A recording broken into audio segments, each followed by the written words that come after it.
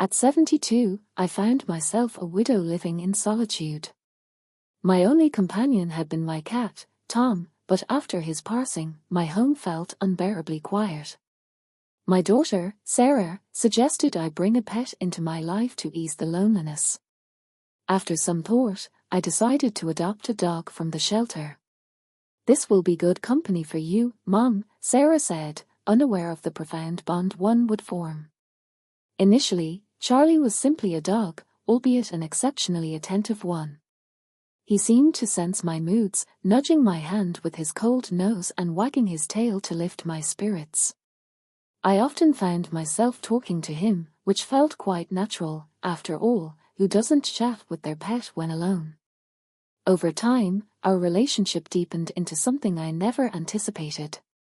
I vividly recall the night I realized a change had occurred within me. I was on the couch, lost in thoughts of Tom on the anniversary of his death, weary from tears. Charlie was beside me, but this time, he climbed onto the couch and rested his head on my lap. His gaze met mine, as if he could feel the weight of my sorrow. It was as though he understood, and I whispered, "You're a good boy, Charlie," while gently stroking his soft ears. His presence eased my heartache, making me feel uniquely understood. The look in his eyes wasn't merely that of a pet gazing at its owner, it carried an emotion that felt almost human. Over the months, Charlie became much more than just a pet. Each morning, I'd find him curled up at the foot of the bed, in the spot once occupied by Tom. It was a comforting sight, one I came to eagerly anticipate. Even on quiet nights, the warmth of his presence beside me brought its own solace. It wasn't just his warmth that affected me, it was how he began to follow me everywhere, always close by. Initially, his intense gaze unsettled me. No matter what I was doing, his eyes remained fixed on me with a look of expectation. It wasn't long before I sensed an inexplicable connection forming between us. This bond was puzzling, as I couldn't comprehend its depth at the time. One evening stood out from the rest. It was late, and the house was still. I had just finished my tea, ready to retire for the night, when Charlie dashed into the room and headed straight for me, as was his habit. However, instead of settling at the foot of the bed, he sat beside me. His deep, black eyes seemed to pierce through me. A strange flutter stirred in my chest. "Charlie, what are you doing?" I asked softly, chuckling to ease the sudden tension. Yet, he remained unmoving, his gaze unwavering. The way he looked at me filled me with an indescribable longing. My heart raced, but I couldn't look away. It felt nonsensical, but for a fleeting moment, I was convinced I saw something extraordinary in his eyes. That night transcended the ordinary. Confusion mingled with the warmth of his closeness as Charlie nestled against my side, resting his head and slowly wagging his tail. In that moment, I reached out to stroke him without realizing it, my fingers trembling slightly. It was then I felt the warmth of a connection I hadn't experienced in years. Not since that memorable night with Tom had things felt so profoundly different. Charlie grew increasingly attached, shadowing my every move, always eager to be near me. The night we first touched, he drew closer than ever before. Our proximity was comforting, yet also unsettling in a way I couldn't initially accept. I recall waking one night, moonlight casting shadows across the room, and there was Charlie, nestled beside me. His face was so near I could feel his breath, causing me to pause. As I reached out to stroke his fur, warmth enveloped me, and he responded by moving closer. In that half-asleep, vulnerable state, I felt it. A realization dawned on me, our bond was evolving into something inexplicable. I tried to dismiss these thoughts, chalking them up to loneliness. After all, I was an elderly woman who had lost her lifelong companion. Was it wrong to find solace, even in a dog? Yet, the feelings intensified. Charlie seemed aware too, trailing me everywhere. He was a constant presence, his eyes never leaving mine. It felt as though an invisible force was drawing us together, transcending typical friendship. It was peculiar, but I could no longer deny it. I needed him more than I cared to admit. Then came the night that altered everything. Restless and unable to sleep, my mind was a whirlwind of thoughts, sensing something forming between us. I went downstairs for a glass of water to calm my nerves, but when I returned, Charlie was already in my spot on the bed. He didn't move or blink, simply watched, waiting for me. Hesitantly, I climbed into bed, and as I settled, Charlie pressed against me in a soothing way. Under the moon's glow, I should have pulled away, but instead, I let him stay. We quietly shared warmth, filling the voids that had long been empty. I should have felt ashamed, but lying there with Charlie, I experienced a peace I hadn't known since Tom's passing. It felt wrong, yet undeniably right. We lingered in the darkness, no urgency to rise. In the days that followed, I wrestled with confusion and guilt. Our evolving relationship was complex. Yet, I couldn't resist, I needed him deeply. I hadn't realized how profound the void was. But as weeks passed, I began to see the truth. This unusual emotional reliance wasn't healthy. I was dissatisfied with life. And now, I found myself in an unimaginable situation. The first thought was to stop. Ending it forced me to confront reality. I sought in Charlie what should come from people, family, and friends. Accepting this was difficult. But the truth was undeniable. I needed to sever this bond before it deepened further. Charlie was a wonderful, loyal dog. But he wasn't the answer to my futile attempts. He couldn't fill the void Tom left, so I gradually distanced myself. I spent more time with Sarah and my grandchildren. I reconnected with old friends and rediscovered activities that once brought joy into my life. Charlie remained a constant presence, always by my side, but I consciously established the boundaries I needed. I reminded myself that he was, after all, just a dog. He was my dog, but not my partner. Reflecting on this, I realized how easily loneliness can lead someone to unexpected, indulgent places. My grief had clouded my judgment, creating an unhealthy bond. Eventually, I found my way back, learning to rely on those who truly cared for me. Most importantly, I understood that no matter how much I cherished Charlie, he could never fulfill my need for human connection. Now, I sit in my quiet house with Charlie resting at my feet, just as he always does. I wish I could say that everything returned to normal after deciding to redefine my relationship with Charlie. But the truth is, the journey back was a long and challenging climb. Some days, when the silence felt overwhelming, I doubted myself and sought comfort in Charlie. Old habits die hard. Each day, I reminded myself that our relationship had been unhealthy and that it was fundamentally wrong for both of us. He was a dog, offering unconditional love, but he couldn't replace the human connection I craved. I began seeking more opportunities to engage with people. My daughter, Sarah, was the first to notice this change. "Mom, you're visiting more often these days," she remarked during a tea visit, her voice carrying a warmth I hadn't heard in years. I realized my withdrawal had left a void for them as well.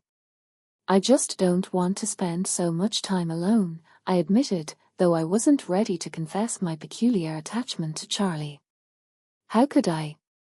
I felt ashamed, and Sarah, ever practical, might not have grasped the depth of my loneliness. "We're always here for you, Mom," she reassured me. Her words comforted me, yet also filled me with regret. Why hadn't I returned to them sooner?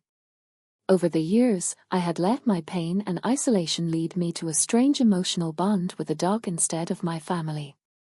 I made a concerted effort to reconnect with the world beyond my small home. I joined a local book club, something I hadn't done in ages.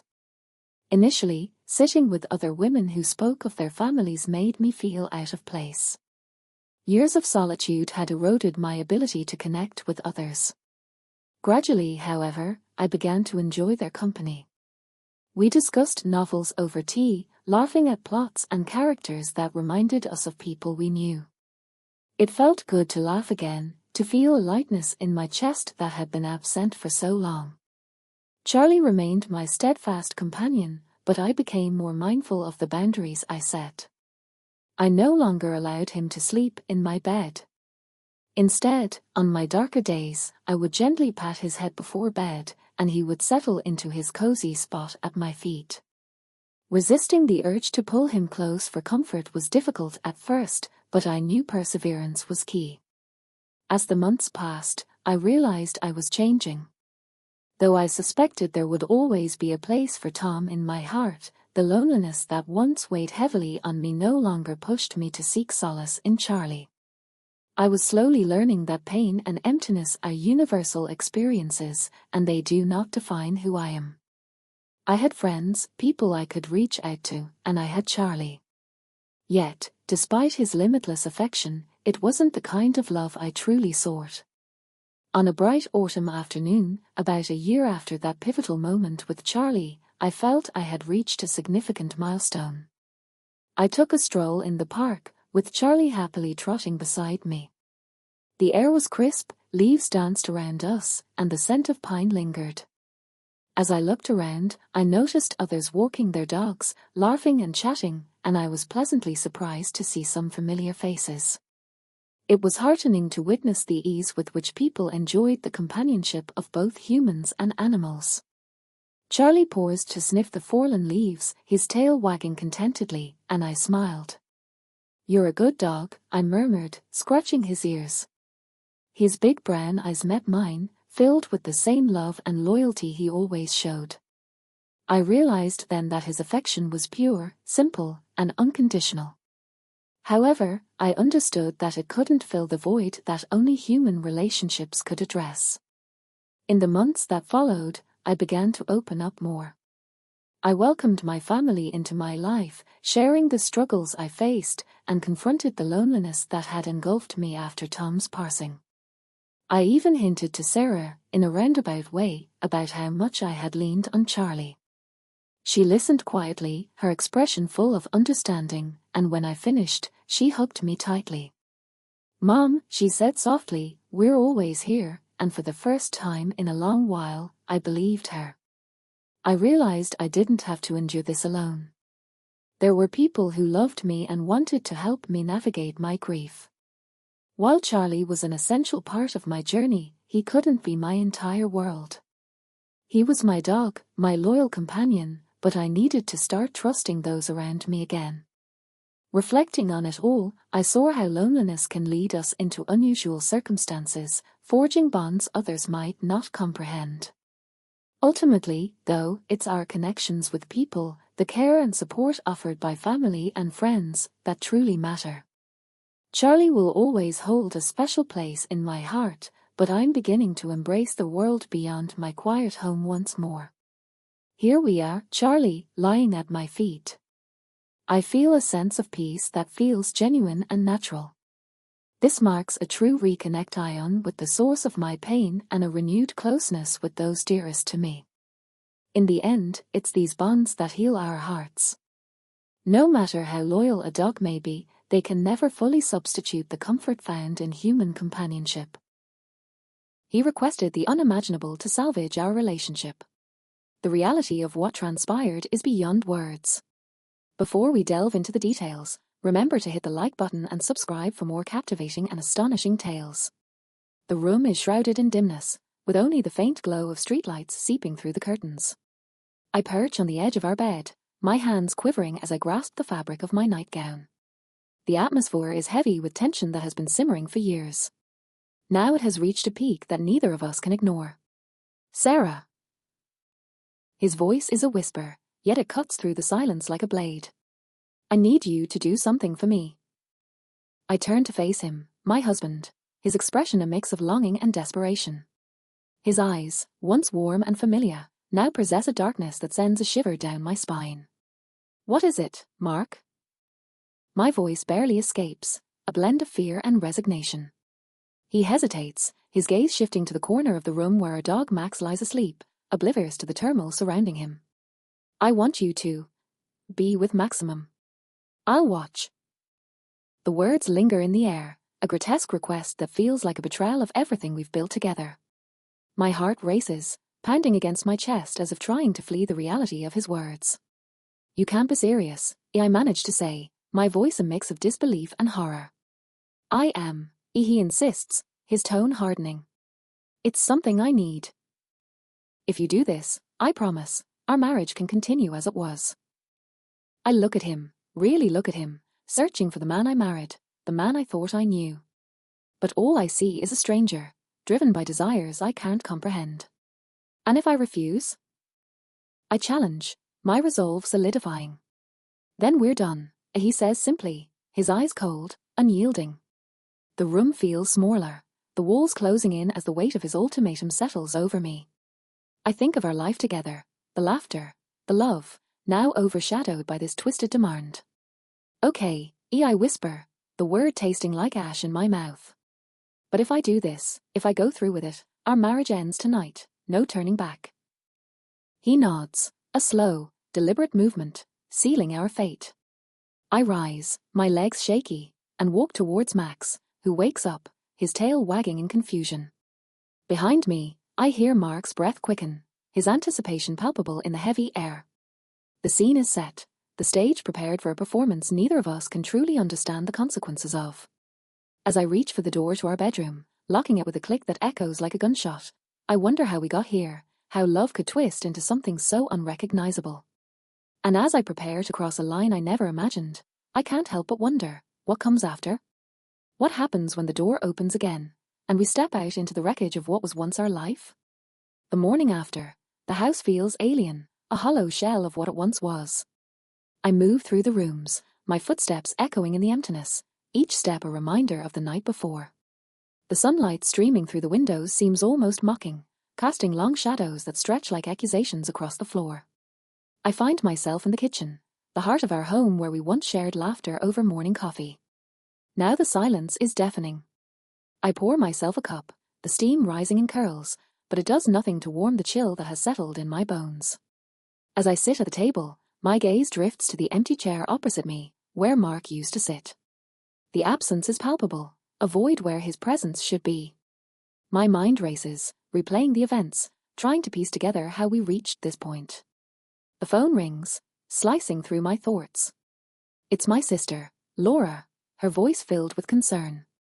Sarah, how you holding up? She asks, her tone gentle yet probing. I'm coping, I reply, my voice flat, betraying none of the turmoil inside. It's just a lot to process. Her sigh is filled with understanding. Do you want me to come over? You shouldn't be alone right now. I hesitate, the thought of company both reassuring and overwhelming. Maybe later, I finally reply. I need some time to think. After the call ends, I find myself back in the bedroom, the scene of last night's turmoil. The bed remains unmade, sheets tangled and tossed aside in my rush to escape.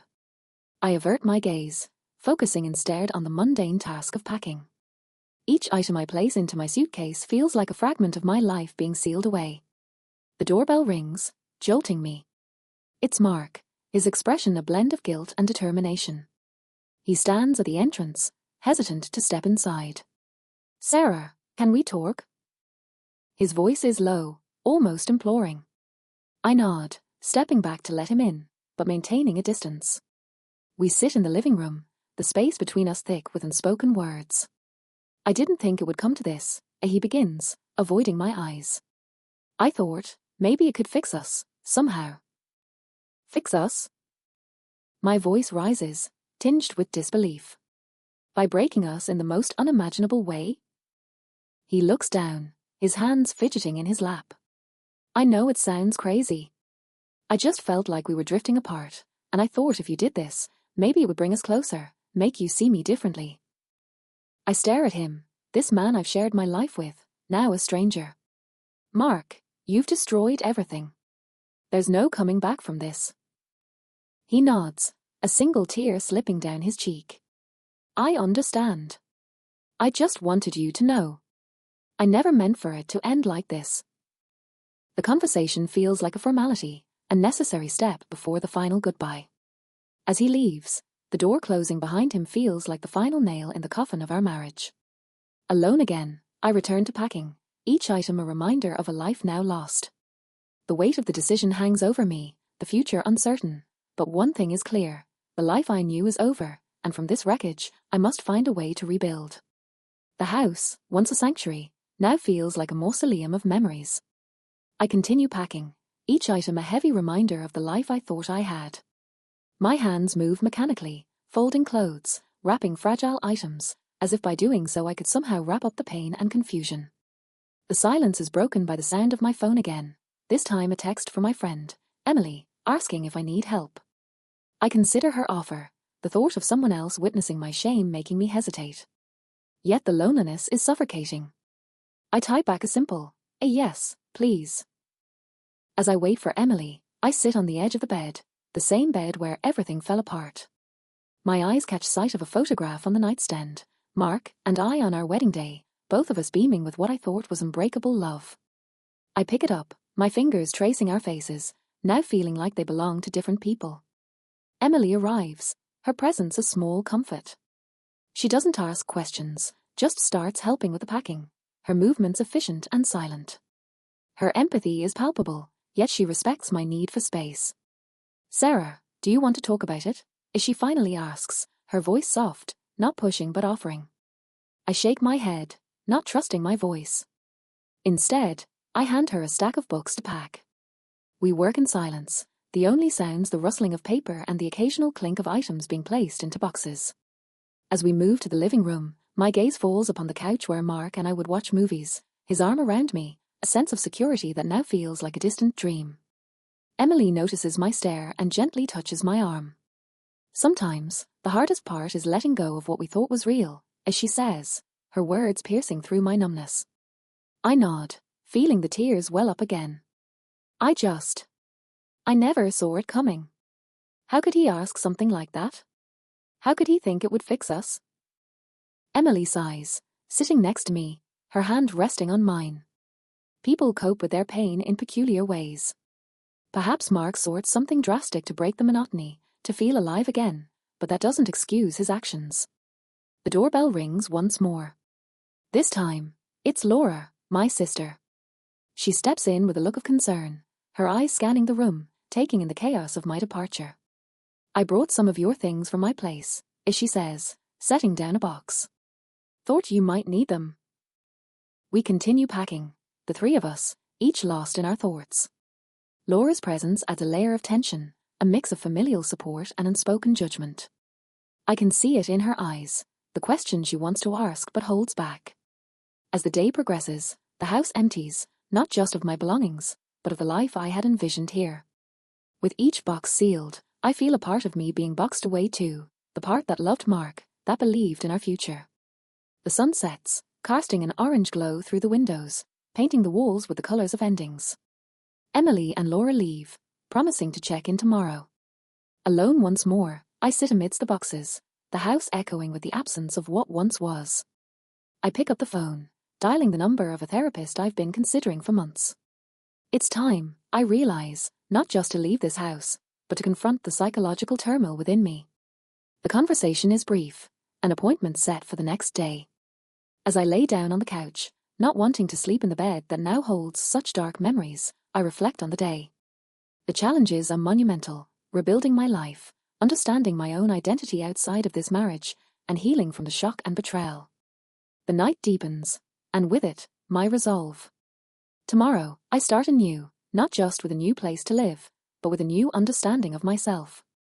The journey ahead is daunting, filled with obstacles I can't yet foresee, but one thing is certain, I will not let this define me. I will find strength in the wreckage, and from this, I will rise. The room feels colder now, the warmth of the day having slipped away with the setting sun. I'm alone, truly alone, in the house that once echoed with laughter and love. The boxes around me are like silent witnesses to the unraveling of my life, each one a testament to the choices made, the lines crossed. The silence is oppressive, a heavy blanket that smothers any attempt at peace. I pick up the photograph again, staring at our younger, happier selves. The image blurs as tears fill my eyes, not just for the loss of Mark, but for the loss of myself, the person I was before last night. My phone buzzes, breaking the silence. It's a message from my therapist confirming tomorrow's appointment. The reality of seeking help, of admitting I need it, feels like another surrender, but also a step towards reclaiming something of myself. I place the phone down, my gaze drifting to the window where the night sky is a canvas of dark blues and purples, stars barely visible through the city lights. It's in this moment of quiet reflection that the weight of my decision to leave Mark truly hits me, not just the act of leaving, but the understanding that I've crossed into a new territory of my life, one where I must navigate alone. The doorbell rings, startling me from my thoughts. It's late, and I'm not expecting anyone. Hesitantly, I approach the door, my heart pounding with a mix of fear and curiosity. Opening it, I find a small, unassuming envelope on the doorstep. No return address, just my name written in a familiar script. Mark's handwriting. My hands shake as I pick it up, the paper feeling like a live wire in my grasp. Back inside, I sit at the kitchen table, the same table where we shared countless meals, where he once proposed to me. The envelope seems to pulse with unspoken words. Taking a deep breath, I unfold the letter. Sarah, I know words can't undo what's been done, nor can they heal the hurt I've caused. Last night, I hoped something would bring us back together, but instead, it tore us apart. I now realize how deeply I failed you, how my own twisted desires have led us to this point. I'm not asking for forgiveness, because I know it's too soon, if ever. But I want you to know, I'm seeking help. I've scheduled an appointment with a therapist, not just for us, but for me. I need to understand why I thought this was the solution, why I let us drift so far. You deserve better, Sarah. You always have. I hope in time you can find peace, even if it's without me. Mark. The letter slips from my grasp, landing softly on the table. The words bring a mix of relief and a fresh wave of pain. His acknowledgement of needing help feels like a small victory. Yet it's overshadowed by the reality that our marriage is over. As the night stretches on, my resolve hardens. I realize this letter isn't just Mark's goodbye. It's also my own. It's a severance from the past, a catalyst for my own journey of healing and self-discovery. I stand, moving through the house with newfound purpose. Each room I enter, I see not just what was lost, but what could be. The living room, where we once danced to our song, could become a place of new beginnings. The kitchen, where we cooked together, could be where I learned to cook for myself, for my own joy. With the letter in hand, I walk to the fireplace, the cold hearth a stark contrast to the warmth it once provided. I strike a match, watching as the flame catches the edge of the paper. The fire consumes the words, the ink curling and blackening, turning Mark's confession into ash. As the last of the letter burns away, I feel something within me ignite as well. A spark of determination, of survival. The house, with its empty rooms and echoing silence, is no longer a mausoleum, but a starting point. I return to the couch, pulling a blanket over me, not just for warmth, but for comfort. The night is still long, the darkness outside a reflection of the turmoil within. But as I close my eyes, I'm not just escaping into sleep, I'm stepping into a new chapter, one where I define the narrative. If this story resonated with you, please like, comment, and subscribe. Your support helps us craft more engaging stories for you. The silence in the Aeon house was almost palpable, lingering like a forgotten memory and weighing heavily on everything from the furniture to the bookshelves. Sometimes, she could almost convince herself she heard him, his footsteps resonating in the hallway, his voice softly singing their favorite tunes, the gentle creak of his chair at the dinner table. It had been 2 years since Jacques' passing, but while the world outside continued its relentless march forward, time seemed to have halted within her small abode.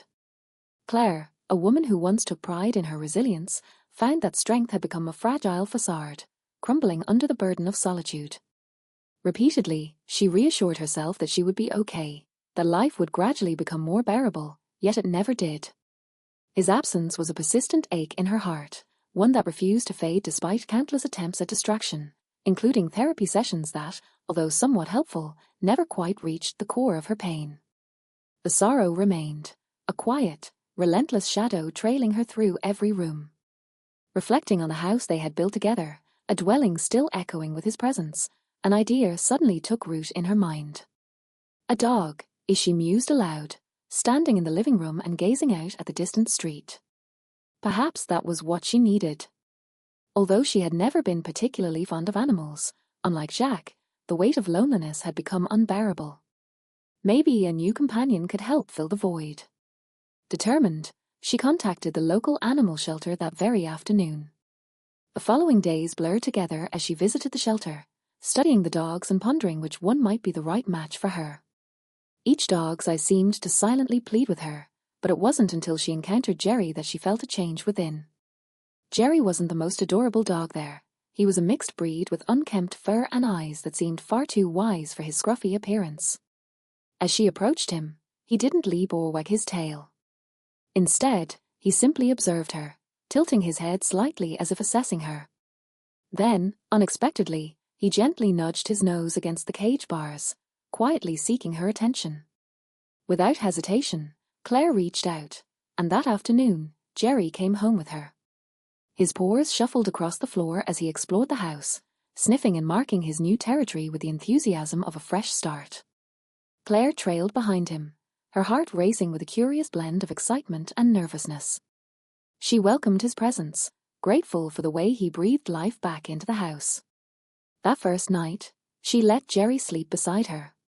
She anticipated some awkwardness, sharing her bed with a creature she barely knew, but there was none.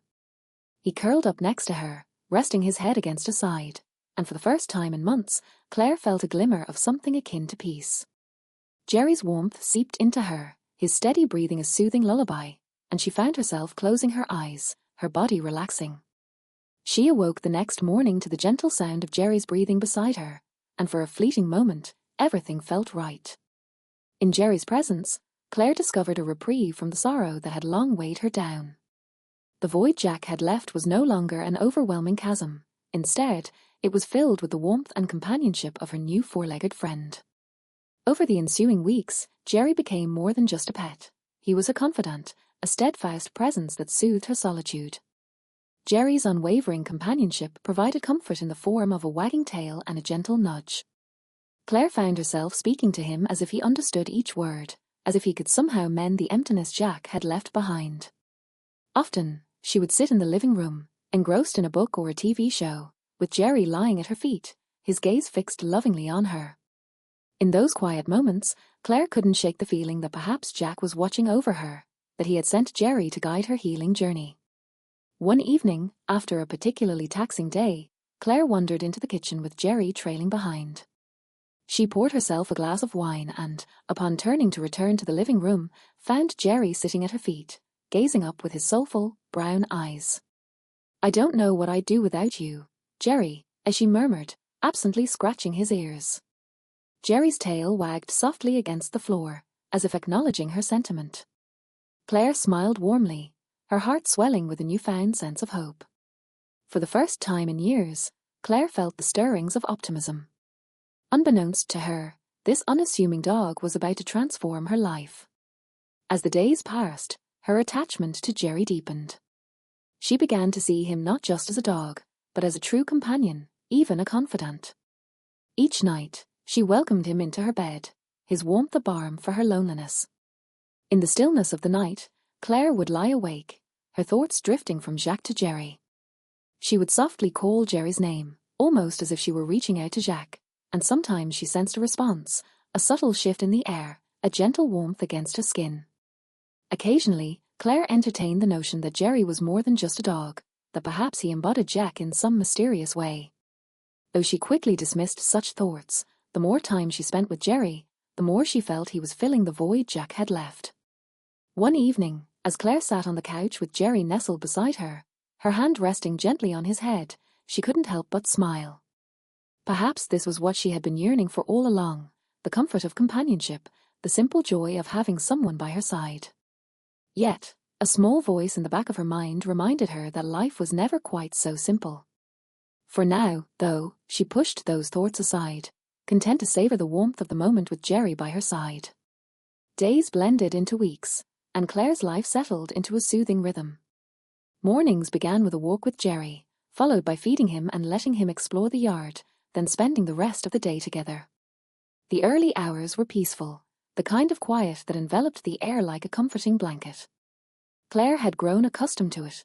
The silence no longer troubled her as it once did. Jerry's steady presence brought a sense of stability to the turmoil of her emotions. But there was something more, something Claire hadn't fully grasped until now. As much as Jerry had become her companion, she realized she relied on him in unexpected ways. Claire's emotional stability, once anchored to Jacques, had gradually become intertwined with Jerry. She began to notice the little things, like how he followed her around the house, his gaze unwavering, as if she were the center of his universe. It was a kind of attention she wasn't accustomed to, yet it wrapped her in a comforting embrace. Each night, as she slipped into bed, Jerry would curl up beside her, their nightly ritual solidifying into a source of solace. Initially, it was just a means for him to feel safe, to offer companionship, but it had evolved into an unspoken bond. Claire had always been wary of forming deep attachments, especially with something transient. Yet with Jerry, the attachment grew organically, quietly embedding itself into her heart before she even realized it. One evening, as she sat on the couch engrossed in a book, Jerry leapt up beside her, resting his head in her lap. She absent-mindedly stroked his fur, her thoughts drifting. For a brief moment, the world outside faded into insignificance. She thought of Jack, of the voice she would never hear again, of how life had moved on, leaving her in a house echoing with memories. But here was Jerry, as if his presence could fill the void, as if his warmth could bridge the chasm. She wondered if he sensed her grief, if he felt the lingering essence of Jack in the house's corners. It was a fleeting thought, quickly dismissed. Jerry was just a dog, she reminded herself. Yet the changes were subtle, almost imperceptible at first. Jerry's desire to be near her grew more insistent, his nightly nudges more deliberate. Initially, Claire attributed it to his affectionate nature, but gradually, she noticed how much more present he seemed. One night, returning home late from a meeting, she found Jerry waiting by the door. Unlike his usual enthusiastic greeting, he simply watched her, his eyes tracking her every move. "Hey, Jerry," she said, attempting to dispel the tension creeping up her spine. He remained silent, his gaze unwavering. There was something different in his eyes, something that made her pause, her heart quickening.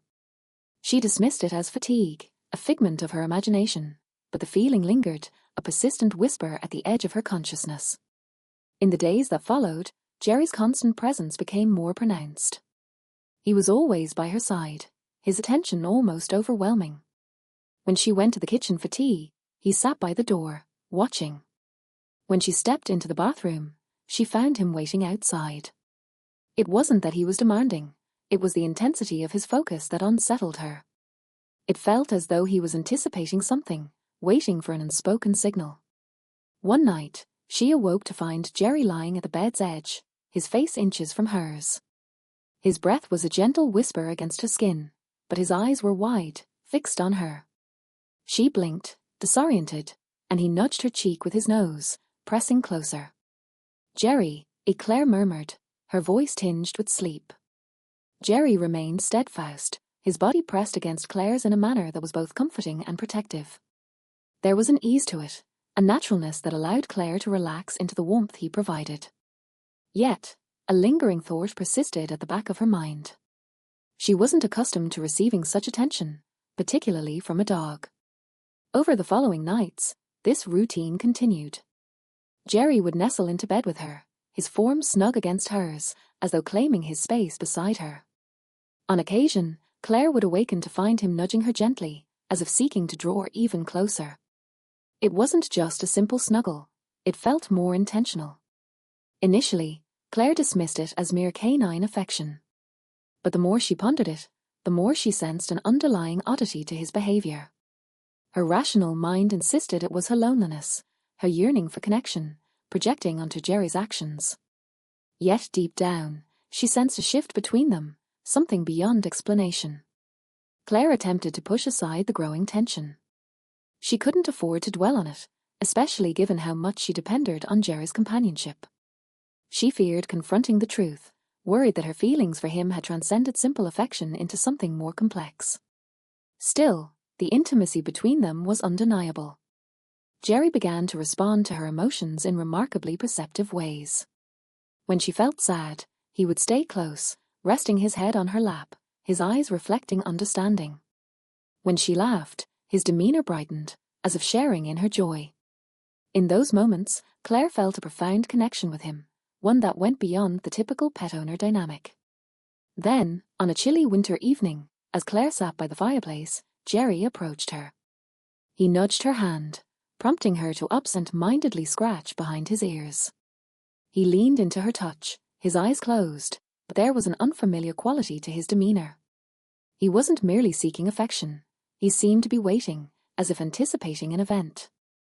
As she leaned down to kiss the top of his head, she caught a glimpse of something in his eyes, a spark of recognition, a flicker of understanding that went beyond what she expected from a dog. It sent a shiver through her, unsettling yet intriguing. Claire had always prided herself on her independence, constructing a life centered around her career, friendships, and managing emotions in solitude. But since Jerry had entered her life, everything had shifted. The once silent moments of her day were now filled with the soft padding of Jerry's paws on the floor, his rhythmic breathing as he sat by her side. He had become more than a companion, he was her anchor. Each morning, as sunlight filtered through the curtains, Jerry was there, patiently awaiting her awakening. He didn't clamor for attention like other dogs might, but his presence was undeniable. In the gentle way he nudged her hand or rested his head on her lap, Claire found solace. More than that, she realized how much she had come to rely on Jerry's affection, especially in the void Jack had left. The house, once echoing with Jack's laughter and presence, was now quieter. Yet Jerry filled that silence in a way that felt almost too perfect. His constant companionship, his quiet watchfulness in every room, provided a sense of completeness Claire hadn't anticipated. Jerry's unwavering gaze seemed to penetrate Claire's very soul, as if he truly understood the depths of her sorrow. It was a peculiar notion, imagining that a dog could grasp the intricacies of grief, yet she couldn't dismiss the thought.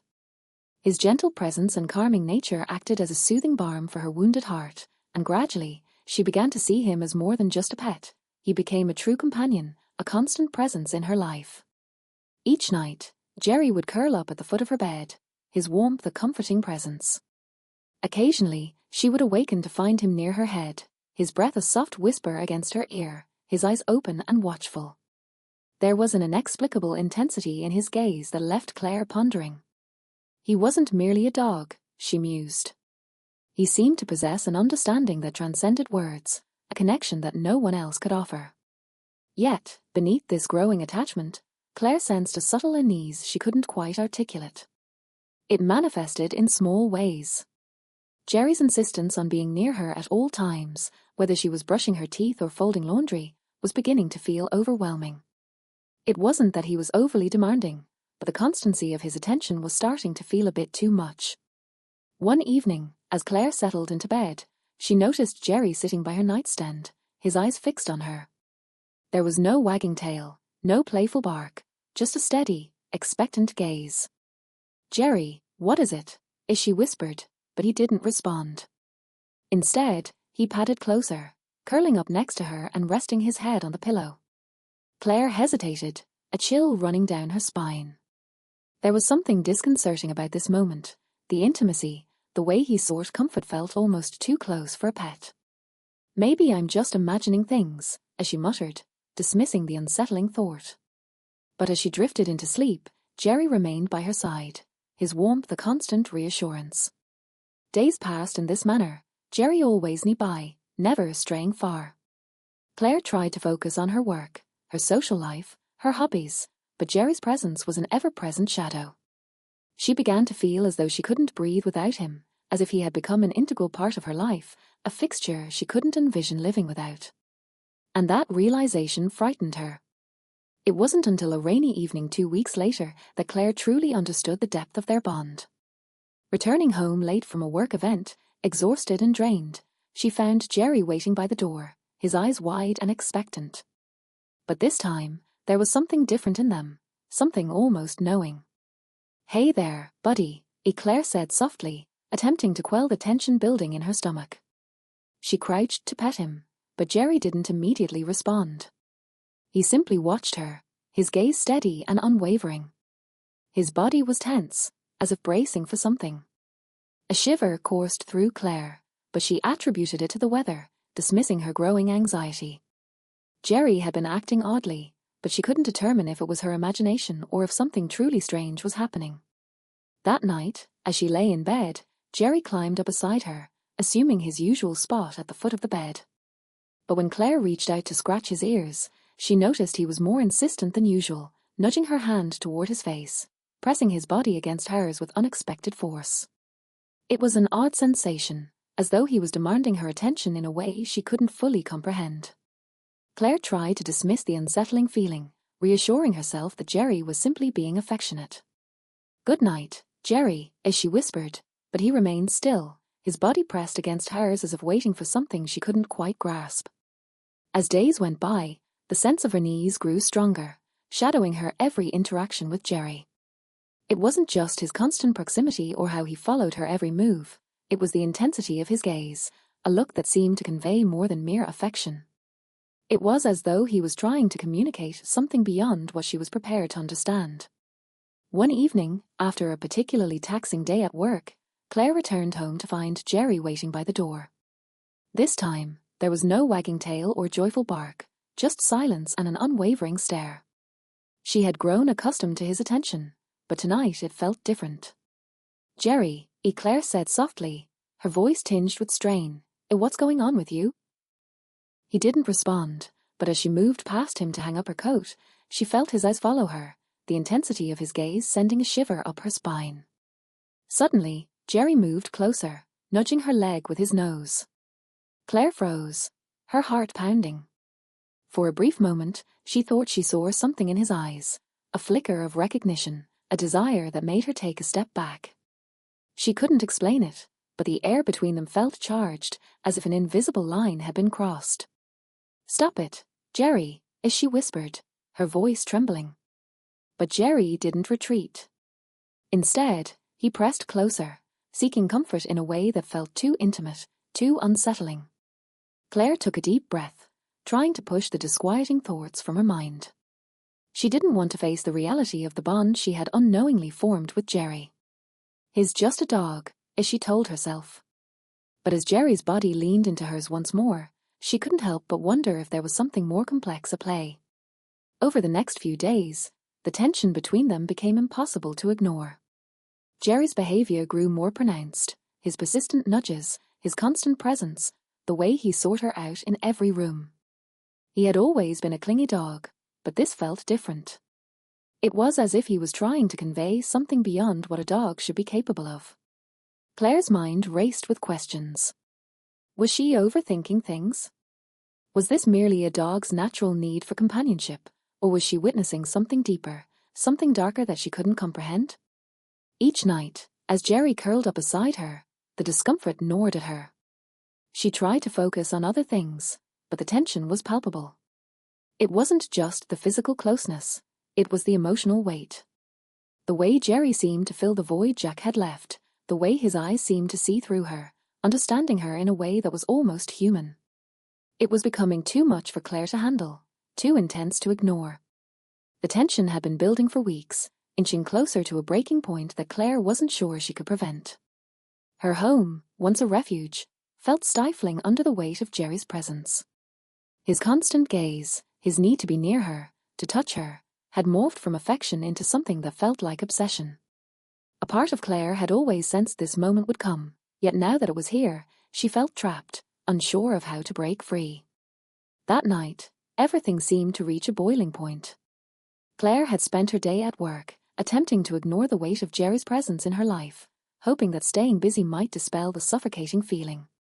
But as soon as she walked through the door, the intensity hit her like a tidal wave. Jerry was there, waiting. Initially, it appeared to be just another evening. He sat by the door, his tail wagging as if nothing was amiss. Yet, as Claire moved past him to drop her keys on the table, she noticed a change. His posture was tense, his eyes locked onto her with a gaze that made her feel vulnerable. There was a deliberate purpose in his movements, an urgency that hadn't been there before. She tried to dismiss it. "You're just being paranoid," she reassured herself. but the knot in her stomach told a different story. Needing to clear her head, she walked to the kitchen, with Jerry trailing closely behind, his paws a soft rhythm on the floor. As he sat by her feet, looking up with those intense eyes, the discomfort within her continued to grow. That night, as Claire went to bed, she felt the familiar weight of Jerry on the mattress. What had started as a comforting presence at the foot of the bed had grown into something more invasive. She lay there, staring at the ceiling, attempting to calm her racing thoughts, but she could feel Jerry's eyes on her. When she turned to face him, she found him watching, unmoving, his gaze unblinking. It was as if he was waiting for her to acknowledge the unspoken bond between them. Claire swallowed hard, her breath shallow. "Why are you looking at me like that, Jerry?" she whispered into the quiet. But Jerry, as always, didn't respond. He simply lay there, watching her. Suddenly, without warning, Jerry shifted. He didn't just move, he crawled across the bed until he was right beside her, his fur brushing against her skin. Claire's heart skipped a beat at the closeness, the warmth. She had never felt so trapped. She tried to push him away, but he resisted. Jerry's body was a weight against hers, and it felt as though he wouldn't let her go. "Stop," Claire murmured, her voice shaking. "Please stop." But Jerry didn't stop. He nudged her again, his body pressing harder against her side. She felt the tension in his muscles, the insistent demand in his actions. This wasn't just about seeking comfort. It was something else, something unfamiliar, something that made her feel as though she was losing control. The realization struck her like lightning. This wasn't just affection anymore. It was possessiveness. It was manipulation. It was something dark. She recoiled, pulling away from Jerry, her back pressing against the headboard in an attempt to reclaim her space. But he followed. He was always there. His warmth was oppressive, his breathing steady and deliberate. It was as if he was forcing her to remain in this space with him, to be as close as he needed her to be. Tears welled in Claire's eyes as she realized there was no escape. She had never felt so powerless. She wasn't just afraid of Jerry, she was afraid of what she was becoming, afraid of how she had let this bond twist into something unrecognizable. Her emotions, her thoughts, everything was clouded by the tension between them. And now, she could no longer ignore what was happening. Her mind raced, searching for a solution. She thought of calling for help, of fleeing the house, but deep down, she knew she couldn't. The connection between her and Jerry had grown too strong, too consuming. It felt as though Jerry could read her every thought, and Claire was powerless to stop him. "Why is this happening?" she whispered, her voice cracking under the weight of her despair. It was as if she were drowning, suffocating beneath the heaviness of the situation. As if on cue, Jerry moved closer, resting his head against her chest, his eyes momentarily closing. But then, just as suddenly, they opened again, and Claire felt the intensity of his gaze like a silent command, a challenge she couldn't ignore. There was no turning back now. "Please," Claire whispered, desperation lacing her voice as her trembling hands attempted to push Jerry away once more. But he didn't budge. He was stronger now, more insistent. What had once been a source of comfort had transformed into an overwhelming force beyond her control. She tried to rationalize, to convince herself that this was a misunderstanding, a fleeting lapse in judgment. But deep down, she knew the truth. This wasn't normal. This wasn't love. It was something far darker. As Claire lay there, ensnared in Jerry's warmth, she couldn't help but wonder how it had come to this. How had she allowed it to progress so far? The night stretched on, oppressive in its silence, and Claire understood that whatever came next, she was no longer in control. Days passed in a haze, each moment more suffocating than the last. Claire's life had devolved into a blur of confusion, isolation, and fear. She had tried to fight it, to distance herself from Jerry, but each time she did, he seemed to return with even greater resolve. He wasn't just following her, he was watching her. Always watching. She had considered reaching out to a friend, tried to convince herself she was overthinking things. But the more she reflected, the more she realized she wasn't imagining it. Jerry was no longer just a dog. He had become something else entirely. Something that had entwined itself so deeply into her existence that she could no longer discern where she ended and he began. It wasn't love. It was possession. Obsession. Claire couldn't bear it any longer.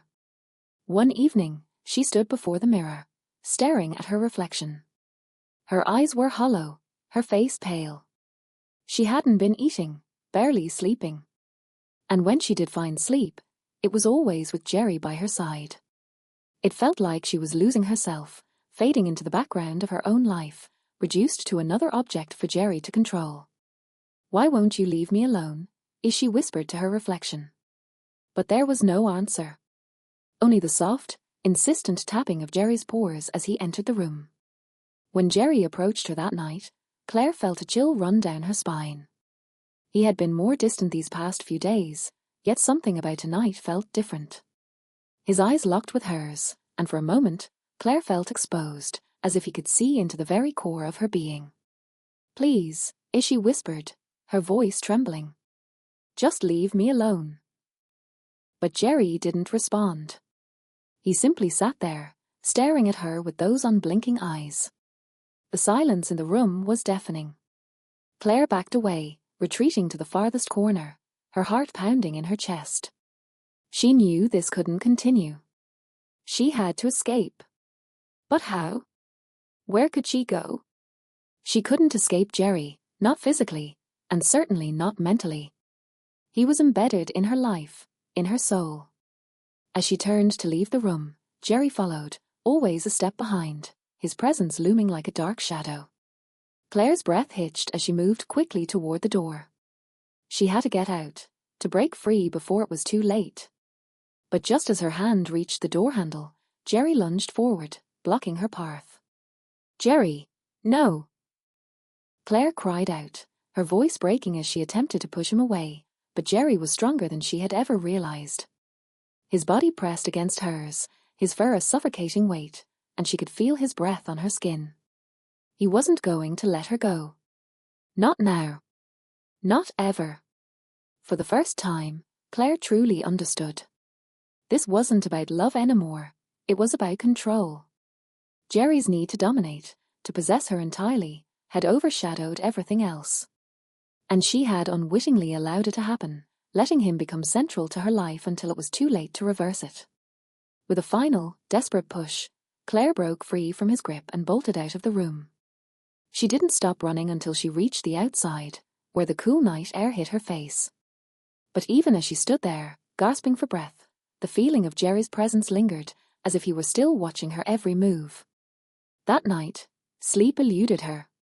Instead, she sat on the couch, trying to devise a way out, but every plan seemed futile. She felt isolated, with no one to turn to and no way to fight back. Jerry had become her reality, her nightmare. And the most unsettling part was the doubt within her. Did she truly want to escape? A part of her still craved the closeness, the intimacy Jerry had provided. Despite its suffocating nature, it felt like the only thing keeping her alive. The next morning, Claire awoke to an eerie silence. Though she hadn't slept, she felt oddly refreshed. The oppressive weight of the previous days had lifted, albeit temporarily. Jerry was still somewhere in the house, but for the first time, Claire felt a sense of resolve. She had to end this. The house felt different now, emptier, as if something had shifted in the very air. Claire knew she couldn't continue living this way. She had endured too much, and now she faced the ultimate question: what kind of life was this? As she stood in the living room, contemplating her next steps, Jerry appeared. He stood at the entrance, his eyes fixed on her with an intensity that sent a chill down her spine. Yet, this time, Claire didn't flinch. She met his gaze with steady determination. "Jerry, it's over," Claire said, her voice firm despite her trembling hands. "You can't control me anymore." Silence hung in the air. Slowly, Jerry approached her. But this time, Claire didn't retreat. She held her ground, determined not to let him take control again. He circled her once, his movements slow and deliberate, as if assessing her. And then, to her surprise, he he stopped. It was almost as if he understood. For the first time in weeks, Claire felt a strange sense of peace. Jerry wasn't going to hurt her anymore. He wasn't going to hold her captive. The power had shifted, and for the first time, Claire felt free. But this newfound freedom came with a price. Claire knew she couldn't remain in the house, not with the memories of what had transpired, not with Jerry lingering in the corners of her mind. She packed a bag and left, leaving the house behind. As she stepped into the world outside, Claire understood her life would never be the same. But she also knew that, for the first time in a long while, she was truly free. Free from Jerry, free from the suffocating control he once wielded over her. As she walked away, she pondered what she had learned from the ordeal. That love could be beautiful, yet also perilous. That the line between affection and obsession could blur in ways that were nearly invisible until it was too late. But Claire had learned one thing for certain: she was in control of her own life now. And no one, not even Jerry, could take that away from her.